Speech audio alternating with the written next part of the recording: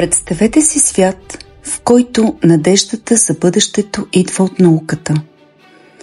Изобретено е ново растение – трифиди, високи, екзотични, красиви и също толкова смъртоносни. Те не само растат, те ходят, те не само цъфтят, те убиват.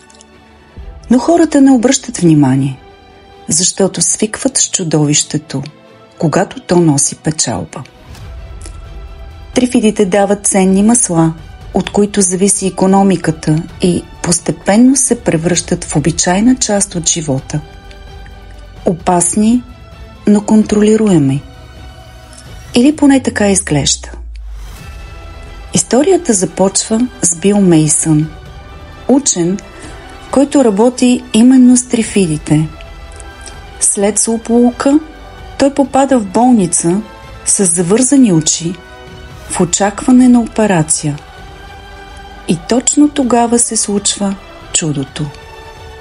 Или по-скоро катастрофата. Небето се изпълва с зелени метеори, грандиозно космическо шоу, което цялото човечество наблюдава с възторг. Всички, освен Бил. Когато на сутринта сваля превръзките, той открива свят, който никога вече няма да бъде същият. Защото почти всички хора са ослепели. Лекари, пациенти, минувачи, цели градове, цели държави. Зрението, най-силното оръжие на човека, изчезва за една нощ. Бил е сред малцината, които запазват очите си. От тук нататък Лондон е в агония. Слепи тълпи се блъскат по улиците. Гладът настъпва, паниката руши и без това крехкия ред. Някои просят помощ, други крадат, трети се предават. А в сенките остават трифидите. Освободени от клетките си, те вече не са лабораторно чудо, а хищници. Те не нападат безразборно. Те дебнат, придвижват се в глутници, сякаш съзнателно блокират пътища, обсаждат хората. И тогава става ясно – светът вече принадлежи на тях. В хаоса Бил среща Джузела, млада жена, която става негова спътница и опора. Заедно тръгват да търсят оцелели. По пътя виждат различни общности. Едни искат да изградят нов ред чрез дисциплина, други проповядват религиозно спасение, трети се отдават на анархия. Уиндъм показва целия спектър на човешките реакции – фанатизъм, прагматизъм, отчаяние. Но освен борбата за храна и сигурност, романът ни води и в размислите на Бил.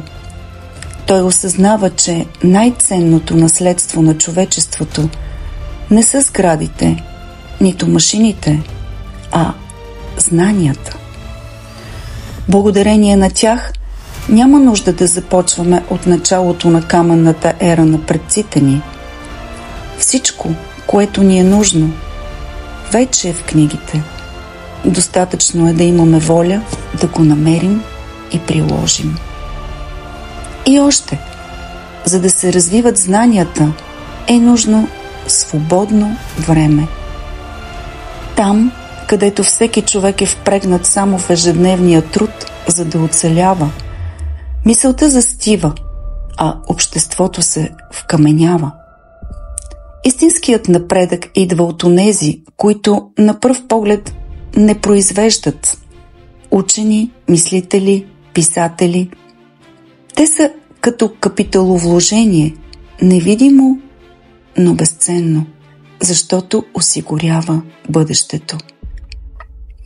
Но най-страшният враг, който Бил среща, не е гладът, нито трифидите, а самотата.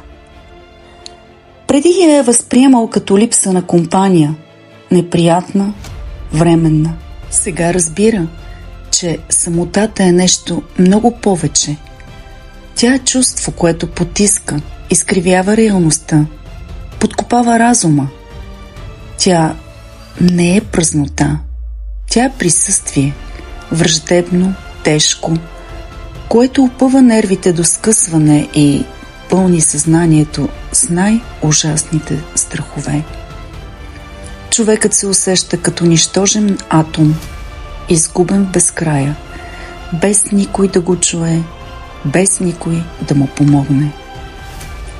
В края на романа Бил и Жозела намират малка колония на оцелели хора, готови да започнат от начало, да изградят нова цивилизация на място, защитено от трифидите.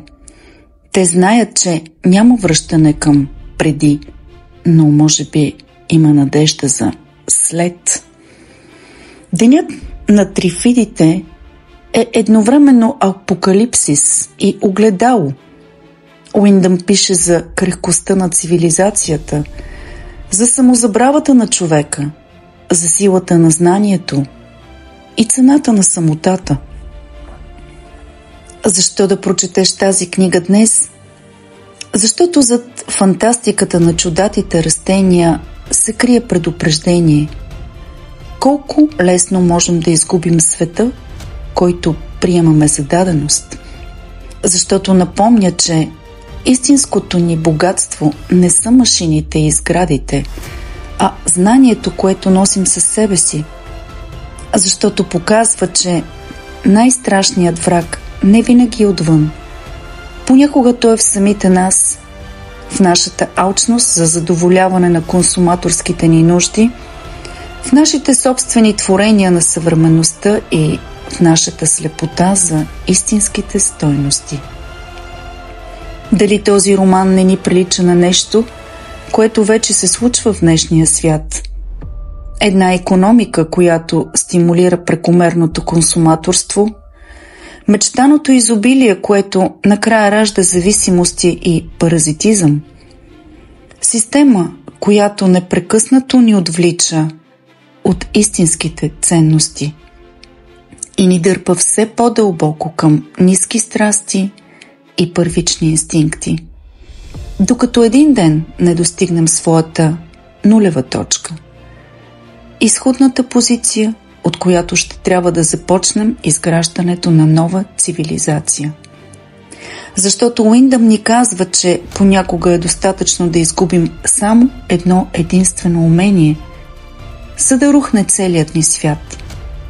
А тогава въпросът няма да бъде дали, а как ще оцелеем.